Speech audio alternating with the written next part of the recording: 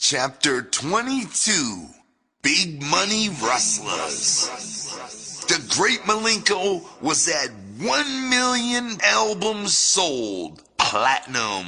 It was time for the next Joker's card. The Dark Carnival was right on time as usual and swiftly gave me the next name and image. It would be known as the Amazing ChzBrgr. We hit the studio with Mikey Clark once again on our team. Also, we tracked down our behind-the-scenes musical partner, Rich Legs Diamond Morell. He was now living and running his own private recording studio in the Upper Peninsula of Michigan. Rich is a great source of the ICP flavor. He sings and does background vocals, plays guitar and bass on so many of our releases from 95 on up. Without Rich to give his honest opinions and add his voice to the mix, shit just don't feel right. Now the team was assembled and ready. We started writing the new album with the highest of hopes. We thought, man, we're national names now, with a little few juggalos peppered here and there across Europe. But we're still pretty much looked at as a joke everywhere. If we can get some really well-known, respected rappers on our fucking album, maybe they'll fucking get us respect. And finally, we'll get the ends we deserve. It was true. We were a joke and a fluke to everybody out there, except for, of course, the juggalos.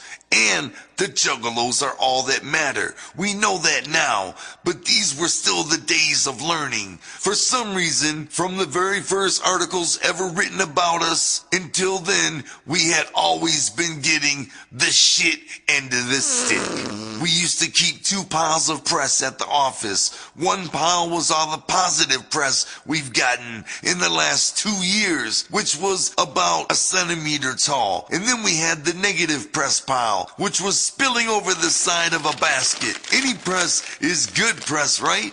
Fuck you. Let me write some bullshit lies about you and print it in a national magazine as true fact. Let's see if you feel the same about any press being good press. Alex talked to our crazy ass booking agent Mike Wood about tracking down some famous rappers. We needed help. We needed Hollywood help. We knew Mike Wood would know how to find some rap stars. Mike knows LA like Rudy knows Southwest. Who do you guys want to get? Mike would ask. Snoop Dogg, an old dirty bastard. I said flat out. I knew just who we wanted to get.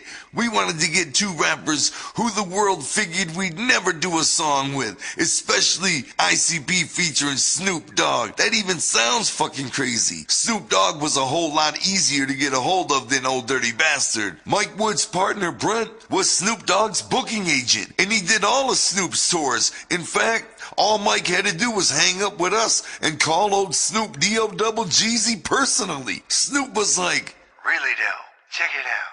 I'll do it. 40 grand for just 1 verse, baby bubba."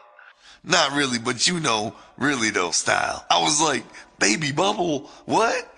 We were like, 40 grand? Does that come with some Dr. Dre production? And maybe a verse on his album? Shit, that's a lot of fucking Scooby snacks for just 1 verse, D-O-double-Jizzle. Snoop wouldn't budge. Then we thought about it. If Snoop Dogg raps on our shit, we're gonna be pimpalicious for the game. We called him back and I talked to Snoop directly myself. Snoop was like, "Okay, look, just pay me. Fuck the record label, fuck the management. I'll never see it if you pay them hoes. We'll just record it at my house, fuck a studio with an engineer, because they're all gonna wanna cut. Let's just do it at my house, little clown-ass nut." "When's a good time?" I asked him. "Shit, I'm gonna be home all weekend."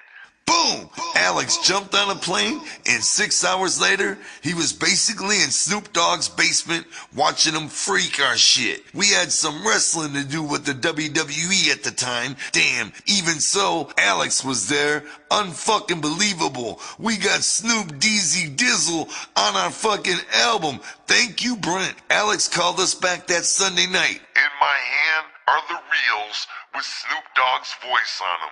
Yes! We got that shit back, took those tapes out the box like it was the greatest Christmas present ever. Look up in the sky, it's a bird, it's a plane, it's Snoop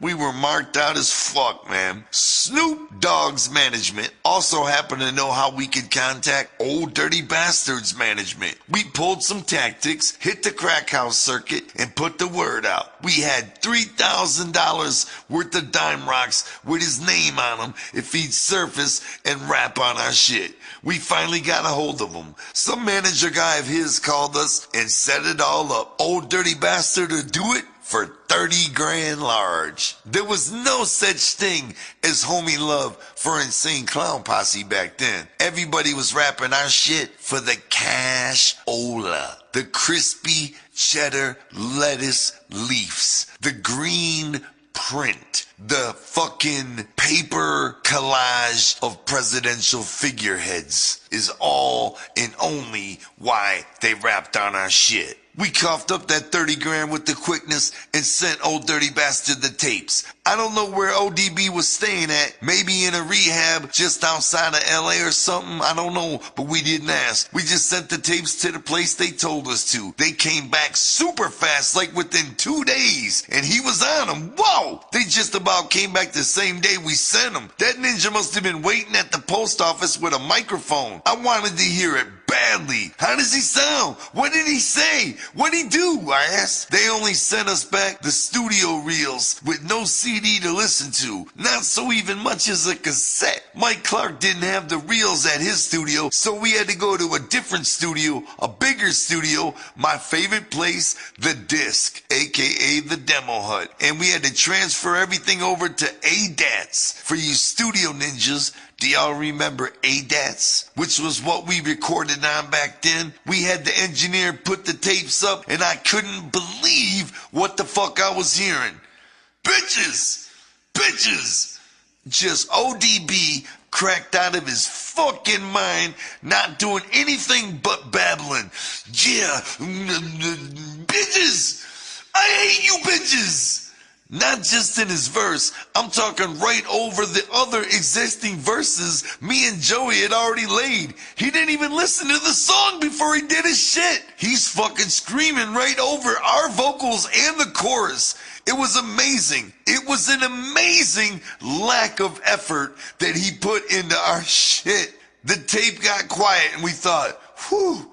Then we heard something. Mike and I turned it up. Barely audible. He was going, yeah, bitches, yeah, bitches, yeah. When he wasn't rapping, he would be whispering the whole way through. And now we were the proud owner of 3 tracks of this insane, cracked out, babbling bullshit. An engineer walked by when we were transferring the tapes and he heard ODB's rants. My God, what is that? Nothing, I said. I was so embarrassed, I told Mike, just keep the fucking volume down. Driving back to Mike's studio, I felt like dying. I can't believe what we just heard. We paid 30 grand for that? Yo, we got fucking hosed badly. He was just incoherent. As a matter of fact, I don't even remember what the song was originally called because ODB wasn't paying attention to what the song was about. He was just screaming about bitches and doing his own thing. So after we received Old Dirty Bastard's insane babble, me and Shaggy completely rewrote our verses and the chorus, and we changed the song to bitches to fit what Old Dirty Bastard was saying. Do you understand what I'm saying? We made a song out of what he did, because he didn't rap a verse to what we did. He rapped his own verse about some whole other shit. So we just rapped our verses to follow what he was doing. Woo! And it came out fresh. Look, I never told anybody this, but this is the truth. And I gotta put the truth in the audio book. What ODB sent us back was the worst performance I'd ever heard anybody do on a fucking record. God rest his soul. I'm not dissing the dead. I'm dissing the performance ODB did for the song we were doing. It wasn't really a performance at all. He took our money and then just screamed and yelled out meaningless bullshit all over the tracks. His shit was so fucking horrible, it took us almost a fucking week straight to take everything that guy blurted out, sample it, cut it up, and make it coherent. Even then, we could only get 4 full rhymes out of it. 8 bars. 8 bars is usually about half a verse. So we reconstructed the entire song, and we all each did a half a verse. And like I said, it turned out pretty fucking fresh. And you would never know ODB was just babbling ridiculous bullshit. It actually came out sounding fresh. And I think RZA, who does all the producing for the Wu-Tang Clan, I think he's probably real familiar with ODB and his lyrics. And he's probably used to putting them together, something like what we had to do for the song Bitches on Amazing Jeggle Brothers. Cause ODB was a trip.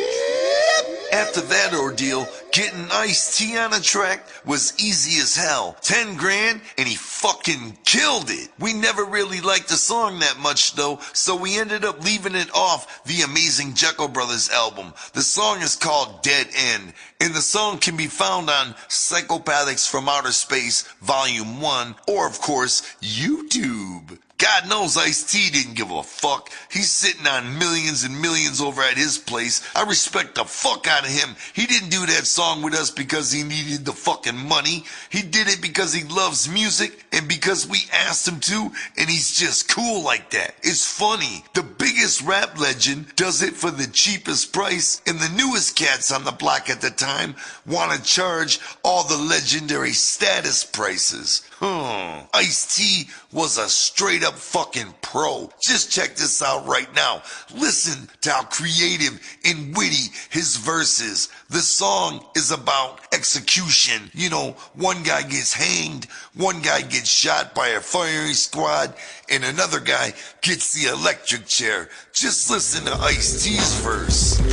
I got 7 bitches aimed at me. My back's against the wall. If I only had my strap, bet I could fuck them all, watch them fall. But they got my ass tied up behind this wall, so the homies can't ride up. Known killer, in fact I killed the most at random, though some of them I planned them. Fuck it, I kicks your bucket for you, floor you. Got more guns if there's more you, War with the cops, no prob, they shouldn't have took the job. Blow holes through their heads like donuts. Grown-ups, kids and girls, gather around and get gunned down. I do it for the fun of it, adrenaline rush. Coked up quick to bust, plus I love my dust. Gun fun, watch your blood run, son. I'm on one. Motherfuckers. But check it, this time I'll be the one dissected. I can't wait to feel the heat when letting flesh meet the bittersweet, baby. I've been waiting for this. Go straight to hell, kick it with the rest of my clique. Fuck a blindfold, I wanna look them deep in the eyes so they can see the full face of the dog as he died. Plus I wanna see the motherfucker squeeze. I got a hot date with my soulmate, Buzz. I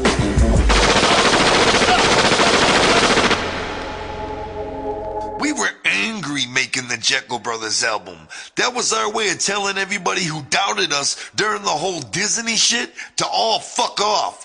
Everybody thought we were coming and going with the great Malenko. When Malenko made all that news in the press, everybody thought we were a fucking flash in a pan, and we were pissed about it. So we were coming back even harder after getting all those horrible reviews and after getting torn to shreds by the media for the great Malenko. We were angry at the world, and we were coming back fighting hard. You can hear it in songs like Fuck the World. Just sick shit that was saying straight up what was on our minds. We wanted to step our game up on the publicity front because up until then, nobody, and I mean fucking nobody in the press ever could give a fuck about what we were about. Alex wanted to get a press agency called Nasty Little Man behind us. They were a well-respected publicity team. They turned around things for the Beastie Boys when everybody was writing them off as a white rap joke when they came out with Ill Communication. So Alex and the record label thought this company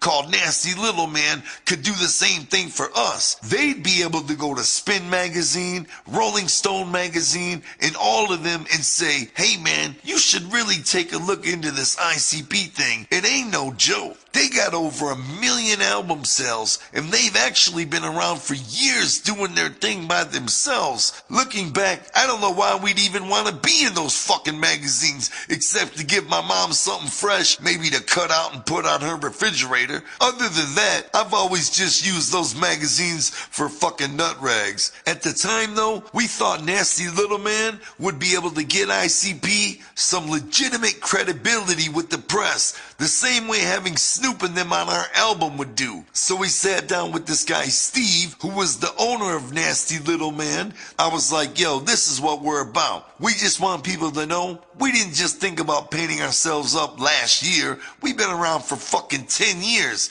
It wasn't about the Hollywood Disney thing that put us on the map, because our record before that, The Riddle Box, sold 100,000 copies out of the underground. We've been around, motherfuckers. He was an old punk rock guy, so he was down. Pretty soon, he actually had Alternative Press magazine in Cleveland all lined up to do a cover story on us. We'd been on the cover of the WWE magazine after just 3 months with them, which we were ecstatic about, and we still are. That's one of the greatest things that ever happened to us, by the way, being on the cover of the WWE magazine with the oddities. Wow. But now we're about to be on the cover of Alternative Press magazine. We were geeked as hell. We were in New York doing a photo shoot for the amazing ChzBrgr, and it was an expensive shoot. I don't know if this was before green screen or what, but we're talking about this shit was complete with a whole set built just for us. There were fucking live animals, fire, special effects, all kinds of crazy shit. Joey and I were made up in these extra expensive monster ass costumes with long rubber claws and all around monster hands to point into the cameras with. Steve, the guy from our new giant publicity team, Nasty Little Man, suddenly showed up to the photo shoot with a concerned look on his face. Hey Joe, can I talk to you guys for a minute? We were like, sure. Look man, I think the album is great. However, music industry people always start out like that. Love your shit, but... However, Steve's ass continued, we have a problem. There's a lyric in your song, Fuck the World. The lyric says, here, let me read it. Fuck the Beastie Boys and the Dalai Lama. Now, Joe, the Beastie Boys, on top of being personal friends of mine, they're our biggest clients. They happen to be the entire backbone of Nasty Little Man Publicity. I talked to the Beastie Boys myself, Steve continued, and I explained to them that there's a rap group that says that lyric, and they didn't want to know who the group was. They said, don't even tell us who it is. They just basically asked us if we'd change the lyric. So I'm asking you guys if you'll change the lyric. Basically, if you guys don't want to change the lyric, we understand, but you have to also understand the Beastie Boys are our oldest clients and most successful, and they're my personal friends, and we just won't be able to do anything together. Otherwise, that could possibly jeopardize our relationship with the Beasties. So I said, they don't want to know who said it? They just want it changed? Fuck them. These are our lyrics. This is our song. I want them to know I said it. Fuck them. What if they said something about us? Would you give a fuck? Well, they're in a higher position with us. Yeah, it's called doggy style with their dick in your butt. Whatever, man. This is the very problem. I snapped. We're trying to get people to respect us. If we kiss people's asses, how are they gonna respect us? Then I turned into a dickhead on them. You know, I'm insulted. You're trying to tell us what to rap about. Your job is to get people to write about us. You don't have anything to do with the making of our fucking albums. You know, we're not going to be able to work together then, Steve explained. Well, I'm sorry about that, but I'm more insulted you asked us to change anything. If you wanted to tell us you're not going to work with us, that's one thing, but you're asking us to change our lyrics, and you need to bounce before I raise up out of this chair. Yes, anger had enveloped me. You have to understand, those are our lyrics, and on top of that, we say fuck everybody in the world, even myself at the end. So anybody that takes offense to something we said in Fuck the World has got to be insane, because all we're doing in that song is listing things that are in the world. The Beastie Boys and the Dalai Lama should be proud that we mentioned them in that song, because we're acknowledging them as being a significant part of the world. They should be fucking proud. Man, I thought I was gonna have to beat this guy Steve's ass while I was still wearing my rubber claws and everything. Change our shit for who? The Beastie Boys? I'll fucking slap the shit out of the Beastie Boys. I love the Beastie Boys like everybody else, but fuck that. Think about it. Think about it. I would never stand up there in front of 20,000 plus working people and cry about what's going on in Tibet when we got our own shit to worry about right here in the States. The people, they've been working all week. Tonight's their night off and they just want to fucking rock and have fun, and they bought a ticket with their hard-earned money. They don't want to sit there and be preached at about Tibet, do they? I don't. Rest in peace, MCA. And like I said, I'll still forever love the Beastie Boys. But that's the information behind that lyric and how we ended up parting ways with the publicity company Nasty Little Man, which could have changed the entire destiny of Insane Clown Posse. What if they would have got behind us? And what if we would have got all kinds of great press? And what if we would have blew up? And what if we were the hottest thing of 1999 and on the cover of Rolling Stone? Where would we be now? Fucked. That's why we knew the Dark Carnival was actually guiding us the whole fucking time. And all that hatred made us who we are. That's why today we are the world's most hated band. And we're proud of it. We're proud. We're forever underdogs. We were underdogs when we were children in elementary school, and even as successful platinum-selling rock stars, we're still hated and we're still underdogs underground, even with success. I call that fresh. About the same time we were burning what few bridges we had left in the music industry, we started thinking about doing a movie. Towards the end of the Juggalo Funhouse tour, we had become obsessed with this one rap movie called Big Ballers. In true ghetto fashion, this movie was on Big Baller Records and Films, and of course, the box cover had a pen and pixel design. It's like all those No Limit and Cash Money Records albums that were coming out back in the late 90s. They all had the fresh pen and pixel cover with the gold, the jewelry, the diamonds, the vases, the pineapples, the moeds, and the trucks with rims. I know you remember those covers. Everybody was having pen and pixel design their covers. We found Big Ballers at a record store and we watched it on the bus. It was totally entertaining. It was probably the cheapest, longest, no script written down movie you've ever seen. They made the whole thing on a camcorder, and you could tell they were using real drugs. And in one scene, this guy's fucking the girl, and you can absolutely tell he was really fucking her. It was super ghetto, and they wrapped the whole thing up in this fancy box that made us buy it. So we loved that movie and watched it religiously. It was so cheap and funny that it was fresh to us in a Danny Kaye kind of way. So we started thinking, hey man, that'd be pretty cool if we made a super fucking cheap ghetto movie like they did. So we all started throwing down big ballerish ideas for a script. Then Alex reminded us, since we're signed to Island Records, they would have to put it out. No Stranglemania bootlegging allowed. So we asked Alex, well then, if they're gonna put it out, what kind of budget can you get Island to give us for a cheap ass movie? He got us 250 grand. Imagine that. That's how cool Island Records was with us at the time. They gave us a movie deal.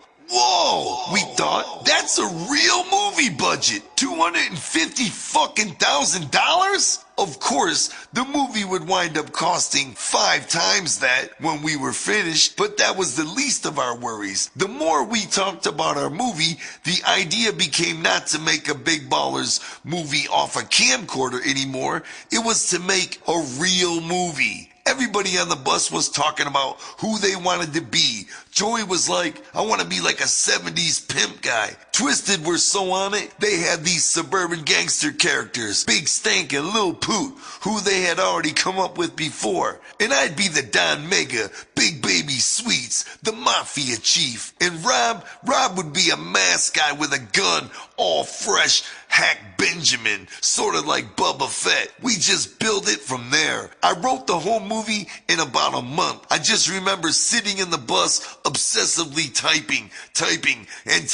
and then I'd read it to the guys, and if they laughed, I knew the joke worked, and if it flopped, I'd have to rewrite something else. But every night I'd be reading them everything I wrote. I'd be a mob boss with Twisted as my cohorts, and Joey, he'd be the good guy cop who avenges the death of his fat ass girlfriend by taking me and the bad cops down. The next thing we knew, Island Records was putting real money into it. Island Records figured, why make videos? They don't get played. MTV's not playing them. Nobody's playing them. So maybe a movie is a good idea. We were getting real loot. This director named John Cafiero had been always calling us, begging to direct a video. He kept saying, I've done this, I've done that, and most important, I'm a juggalo. You have to have me direct your next video. I'm a juggalo.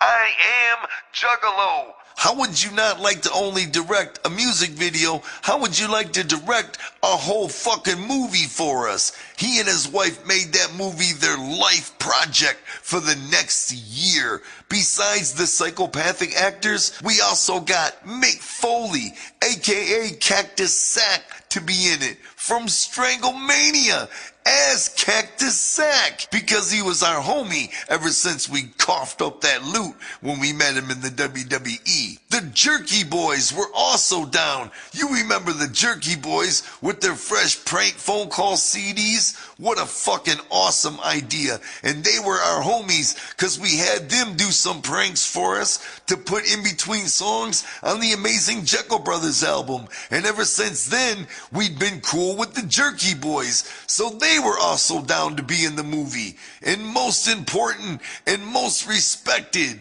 Rudy Ray Moore, once again, for the last time in his life, playing the role of Dolomite. For the first time in 14 years, and for the last time in his life. Getting Dolomite in our movie was John Cafiero's idea, and I have no idea how he talked him into it. Oh, and the Misfits made a cameo in the movie as well, because they were John Cafiero's homeboys. We also got fucking Rerun from the old show Good Times. His real name was Fred Berry, and just B-movie talent all the way around. It was so fresh. Then I was watching a movie called Something About Mary, and I saw this actor playing a serial killer. His name was Harlan Williams, and I thought he was the shit. So we wrote his name down at the end of the movie, and then we asked John Cafiero if he could track him down and ask him to be in the movie. And John Cafiero did track him down, and somehow Harlan Williams was down to make the movie. It was fucking awesome. Fresh off making the biggest movie of his career, that motherfucker wound up working for us. He was just cool as fuck like that. Not everybody famous is an asshole. Before long, we were in New York City for 2 months of filming. John Cafiero lived there, so he wanted to make it there because he knew a lot of people who could help us out. Right off the bat, we discovered the whole entire film crew were all used to working on independent films. You know, art films, where the script is about something like a gay guy coming out of the closet or something. Our movie was just a dumb, straight-up, in-your-face comedy. The whole film crew fucking hated it, and they hated us. You could see it on their faces every day. From day one, nobody laughed at any of the humor. Nobody even smiled. They were all fucking disgusted and just hated being there. You could feel the negativity coming from the crew on that movie, which is incredible when I think about it now, because the movie turned out so funny and so fresh, and yet the whole crew working on it fucking hated us. It was a real ill feeling there, but we had fun amongst ourselves, and we made it a blast, so everything was cool. We knew there were more people like me in the world who would laugh at this shit when it was all done. After all, it wasn't for them. It was strictly for juggalos. Even worse, however, was just like I mentioned before in the book, nobody could get any skins on that set either. And we tried to, believe me. This one chick used to bring her dog with her to the set every day. Why? I have no fucking idea. I don't go bringing my dogs everywhere I fucking go on tour and shit. But we'd be doing a really good take and her dog would suddenly fucking bark. We fucking hated that shit. So we fired it one day, and the whole crew went on strike until we hired this bitch back. So we had to hire her stale ass back. I just wanted to get the movie done. I hated having to wake up when I usually went to sleep, on top of getting no skins for 2 months straight. Most of the time, the filming process was a headache. A lot of waiting around for hours at a time, right up until the point when you're actually acting. Then it was fun. For the most part, we just wanted to get done and go home. The film crew actually went on strike again. This time because they felt they weren't getting paid enough cheddar. We had to have a meeting to discuss it with all of them. Even though they had already signed contracts for the pay they were getting, they knew they had us by the balls. To hire another crew on the spot like that at that point in the movie might mean the film never would have gotten done.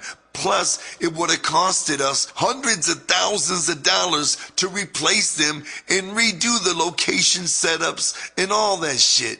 So we came up with the $100,000 of our own psychopathic money just to shut them the fuck up. Only a handful of people stayed loyal and worked through the strike that lasted a full day. Mad props to them. At least the actors were all cool. Now you would have thought Harlan Williams smoked mad weed because he was in Half Baked, and that was a funny ass movie about weed. Man, my dad had a heart attack from smoking weed. I'm done smoking weed forever, he told us. Jamie and Paul were crushed. Oh man, we wanted to smoke a joint with Harlan Williams from Half Baked. He couldn't do it and he wouldn't do it. What he did do was play the role of Officer Harry Cox, and he fucking schooled it. Dolomite was just more or less chillin'. He never heard of ICP, and he didn't know what the fuck was going on. He didn't care either. He just wanted to be like, pay me. Look how old I am. You think I got time for bullshit? Fucking pay me. It took forever to get him to pronounce the word juggalo correctly. Jugaloo. He'd say, juggalo, bro. Jug-alo. Juggalo, bud. Juggalo. Alright now, what the fuck? What the fuck is a juggalo? Don't worry, just say it. He had a young guy with him, Donald, who was this guy trying to get Dolomite signed to Psychopathic Records to do another comedy album. You wouldn't know it watching the movie, but we got all the Dolomite shit shot first and foremost because he was so old there was just no telling. Even the part where he schools Joey's character way late in the movie, all that shit was shot first and foremost. We thought he was probably gonna get sick or die or something. He was always fucking sleeping. Between takes, his boy Donald would have to run over with a chair so he could sit down. Dolomite was old. I guess when you've gotten as much ass as he did in your life, you spend your autumn years giving your knees and hips a rest. Rerun was super cool, and he was also super religious. He's since passed away, but he was cool, and it was cool having him in the movie, cause I grew up watching him on What's Happening. So all we'd exchange with Rerun was usually a, sup? The Jerky Boys, and this shocked us, they fucking hated each other with a passion. With a fucking passion. Both of them were constantly pulling us aside like, fuck that other guy, man. What are you paying him? Fuck him. I write all the jokes. He ain't shit. Man, they must have hated working together. They had hella beef. One guy was like, I'm the creator of the Jerky Boys, and I want my name, like, in the credits. I wanted to read Johnny Brennan, creator of the Jerky Boys. The other guy was like, I'm Kamal, and I'm coming out with my own Jerky Boys record. It was just weird. I mean, Joey and I haven't had one real argument since he smashed his car into mine back in Ferndale way the fuck back in the day. Here were these two guys who together were a household name, but they couldn't stand to be in the same room with each other. Fucking crazy. Nothing was as weird as Jerry Only, though. That's right. His band, The Misfits, were these punk rock legends. The director, John Cafiero, knew him well from back in the day, I guess. They showed up for their one and only scene in the coffee shop, and they were cool as fuck. Super cool. The band did their scene and left, except Jerry Only. Every day he'd show back up and want to talk to us. While he'd talk, he'd be rubbing my fucking back, putting his hands like all on my neck and down my spine and shit. We were really uncomfortable around the guy. He was mad invading your personal perimeter because he was constantly touching ninjas when he was talking to him. How you gonna talk to a ninja who's fucking rubbing the back of your neck while he's explaining to you something, some story from a show we did in 79? Get your fucking fingers off my neck, you fuck. Every day, there he was on the set. Hey man, I brung Grandma's meatballs again. I know you guys love Grandma's meatballs. We don't know your fucking grandma, alright? To us, those are just tasty fucking meatballs. Fuck your grandma. You see those hot fucking steamy meatballs in that crock pot, so you go to fucking scoop one out with the spoon, and there he is rubbing your lower back like, I knew you liked those meaty balls, don't you? You love Grandma's meatballs. Ha ha ha. I knew it. I'll bring more tomorrow. How about that? I didn't like Jerry Only. You know what? I think I'll pass on Grandma's balls, bro. Our homie Cactus Sack, Mick Foley, he showed up to film his parts, and that was dope. Only Jerry Only stole them from us. Come on over here into my trailer, Mick. I got Grandma's meatballs. Check out these meaty meatballs. The guys all love them. They're so popular. My grandma can't make them quick enough. Man, my kid loves you, Mick. Jerry just hound dogged the fuck out of Mick Foley. We couldn't say 2 words to him. Mick had been on the road with the WWE, and then Grandma's meatballs fucking stole his heart. Hook, line, and sinker. Mick Foley was gone. He was down to hear all those Jerry Only stories as long as he could keep eating those meaty meatballs. John Cafiero had Jerry Only's son playing altar boy in one scene. Actually, he was just an extra. Jerry was like a stage mother. Man, you guys aren't treating my kid very good. He doesn't have any. Hey, where's the makeup lady? Where's the. Fuck that, he's an extra. I hated Jerry Only. I would have punched him in the face. The only problem was he's all fucking roided out and thick, and he's got fucking spikes all over his knuckles, and I didn't want to fight his ass. Right then, everybody on the crew hated us because they were all working all day in the cold, and we had this nice warm bus out front to sit in all day. They hated us because we had a bus, but they didn't know shit about us or how hard we worked to earn that bus. They just had the wrong idea about us. At least I knew enough not to bring my fucking dogs to work, you know what I'm saying? Barking all during the takes. The amazing part is, I don't really have to say any fuck yous to them because Island Records basically did that on their own. See, it turns out, and this is John Cafiero and Island Records' headache, not ours. Definitely not ICP's headache, but I guess nobody on the set got paid for the last 2 weeks of work.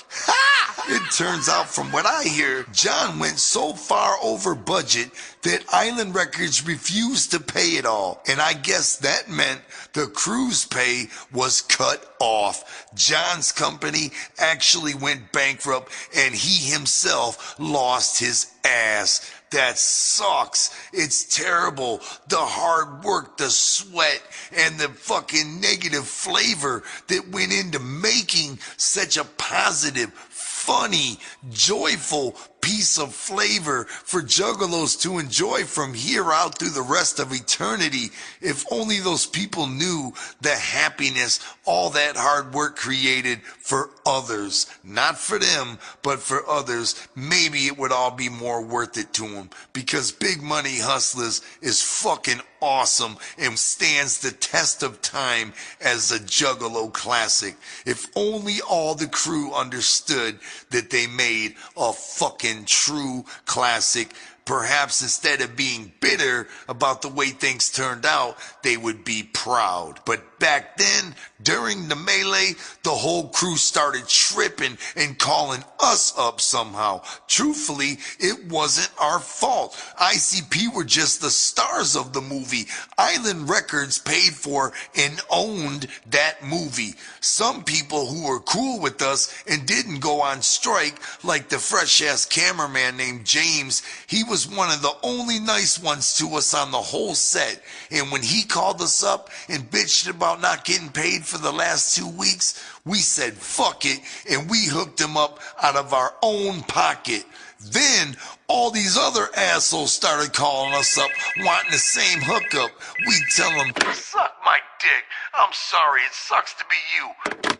want to know what really sucks? 2 years after we hooked James the cameraman up with some loot out of our own pocket, the motherfucker turned around and sued us for a photo he took that we ended up putting on a t-shirt. Wow, what a bastard. What a salty bastard. As if we made hundreds of thousands of dollars off that fucking t-shirt. We probably sold fucking 60 t-shirts of that style, and that's it. And we probably ended up having to pay him fucking something like 15 grand. That's the way the courts work. What a fucking shame. Damn, we started 1999 off with high-ass hopes. We had the 5th Joker's card and our new album, The Amazing ChzBrgr, with incredible guest rappers, a prestigious publicity company behind us, and a record company fully committed to us, so committed they even paid for most of a movie. For once, we were going to do it right. Then we find out Island Records, our label, Island Records, home to Bob Marley and U2, had suddenly merged with Def Jam Records. Def Jam. Suddenly, we're label mates with Ja Rule and Jay-Z and DMX and shit. Brother, we didn't have a chance. Everybody we knew at Island, everybody that signed us, was suddenly fired. All our homies, all our connects were gone. All the guys who brought ICP to Island in the big huge bidding war. Remember that? How Island and Human, the president, how much they wanted us and were behind us? Well, all those people got canned. Nobody at the label, at least the new people, knew, cared, or gave a fuck less about ICP. They had Jay-Z after all. They were the kings of rap. They didn't want to hear about no rapping clowns with Fago, and it showed. The Amazing ChzBrgr came out in June and shocked the hell out of everybody by hitting number 4 on the Billboard charts. That's right, the 4th best-selling album in the United States the week it came out. Then that shit dropped off faster than Don Licto going after a fucking ham sandwich against his dog thumper. The fact was, everybody who was ever behind ICP at Island were all gone with the wind. The entire brand new staff of Island Def Jam wanted no part of the Wicked Clowns. It didn't matter what we sold. It didn't matter we were number 4 in the country. Nobody wanted to get behind us. They had so many other multi-platinum artists to worry about that we got buried under everybody's shit on everybody's desk. Nobody was looking for us either. That was the new Island Def Jam Records. ICP suddenly wasn't at home anymore, and we could feel it. The love indicator was indicating 0. What about at home? Things in Detroit were also getting crazy. Suddenly, our old homie Kid Rock came out of nowhere with a fucking smash hit record. I would have guessed he'd have been shacked up on heroin by now, but no. Instead, he's chilling on MTV every 5 fucking seconds. As much as I did not like him personally, it was good to see him up there like that. I'll be honest, at least he's legit. I know Kid Rock paid a lot of dues for a lot of years. For that alone, I can respect him. Then, from out of left field comes another Detroit rapper with a smash, super blast smash hit album. And this kid, I've never heard anything about. As far as I know, this kid paid 0 fucking dues. His name? Eminem. Oh shit, yeah, I remember him. That's the kid who handed me the flyer at St. Andrews Hall. The flyer that had our name on it for his record release party. Wow. Suddenly, ICP were 3rd runners up in Detroit. Kid Rock and Eminem were both selling millions and millions of albums. And each one of them had a mouth on one of MTV's nuts. In my opinion, Kid Rock only dissed us pretty much on the down low. He said a lot of shit to mutual friends, and we said a lot of shit back. We and Kid Rock didn't like each other, and it was apparent, and it remains. But we haven't publicly gone off too hard on each other yet. He did say some shit in Canada to Much Music, which is basically their MTV. There, he did diss the hell out of us. But in the US though, he's pretty much kept his fucking mouth shut about us. Eminem, however, was running his mouth everywhere when he came out. First, he said we had no talent in a Detroit News interview. Then he dissed us here and there and here again. We never heard anything from his mouth personally though. Finally, Joey's brother, the guy who dropped out on us years ago, John, resurfaced from out of nowhere. I guess he was kind of getting his shit together and he was a local DJ at the time. Anyway, he had somehow got a cassette of Eminem's soon-to-be released full-length album, because all that was out at the time was the EP with, "Hi, my name is Slim Anus." But here we had the whole album in our hands, and we're listening to it, and on one of the songs he says, "Fuck ICP, buy my CD." And we said, wait a minute, rewind that, what? And he says, "Fuck ICP, buy my CD." And he said some other shit about painting his face and dissing juggalos. So we were like, oh shit, it's on. It was on to the fullest, and we made no secret about it. It's going down when we catch up with his little bitchy ass. When we started out, people may not have thought we had a ton of talent or smarts, but we always had vision right from the beginning.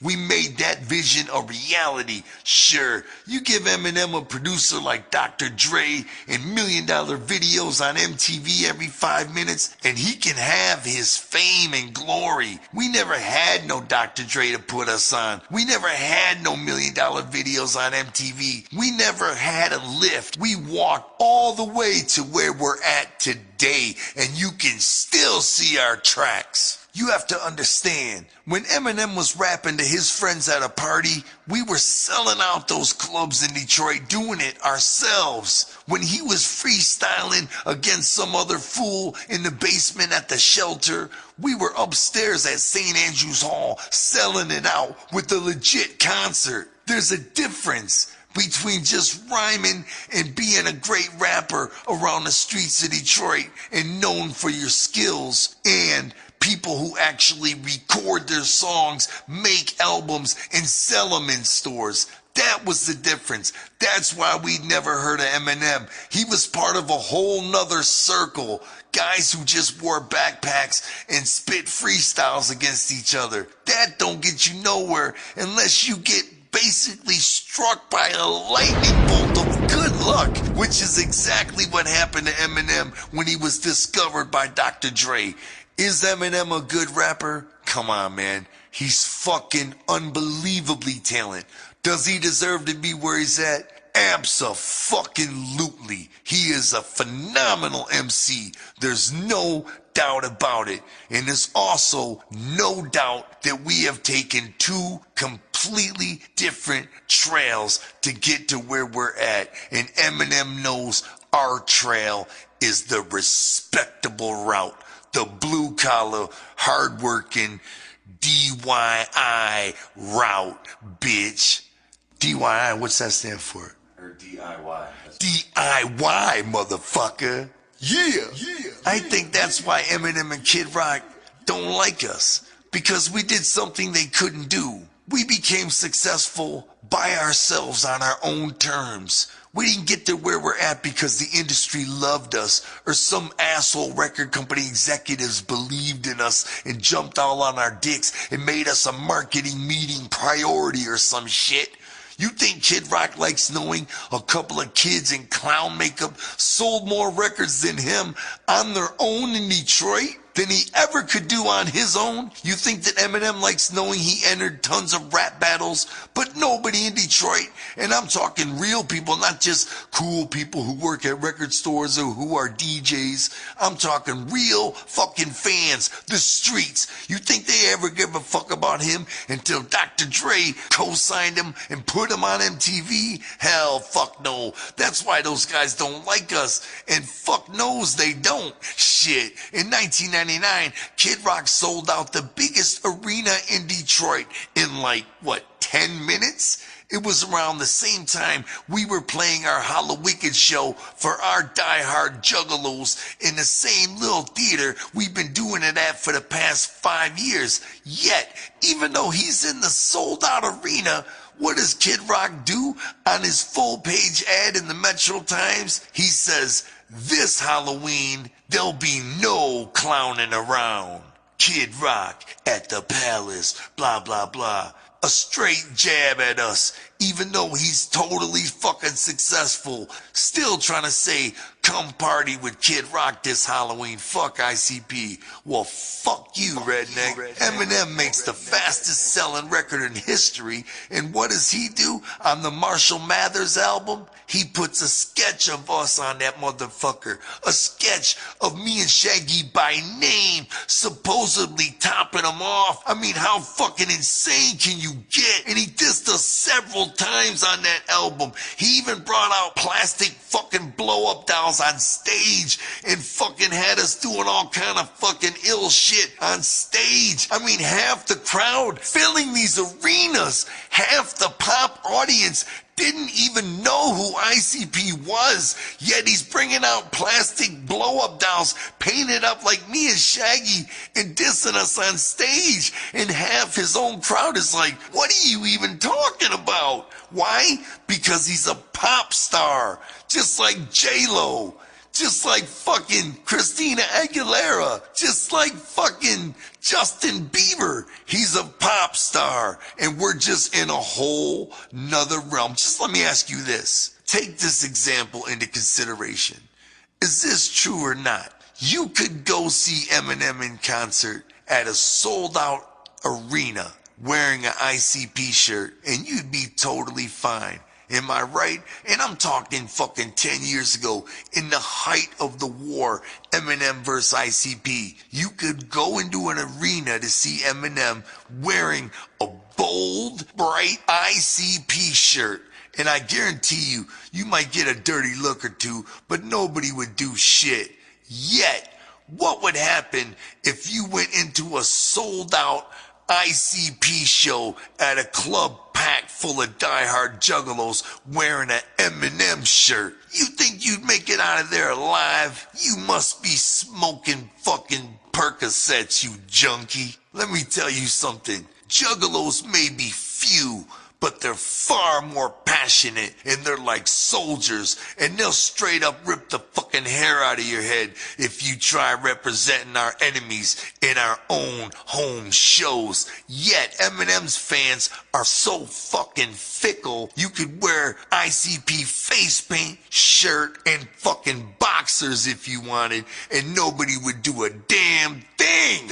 This is talking about 10 years ago in the height of the war. Eminem knew it and we knew it, and that was the difference. Of course, he was insanely more successful and still is, but we could give two fucks. One of my balls and the other one, because we're super straight and super content where we sit, nice and warm in the underground. If you ever see me and Shaggy on the cover of Teen People, go ahead and put a bullet in our head. When you're underground, you just keep going all out. Bottom line is, we know we ain't gonna be selling out any huge arenas in 10 minutes like Kid Rock. And we know our videos ain't gonna be on MTV like Eminem. Just know this though, no matter how big you guys get, no matter how large you get with all those industry millions behind you and all those managers and publicists and all those record executives at the big round table discussing how to program the minds of the masses so you can be larger and larger. You felt it. You felt that rumble. What was that rumble? That was us beneath you on the underground scene, existing forever.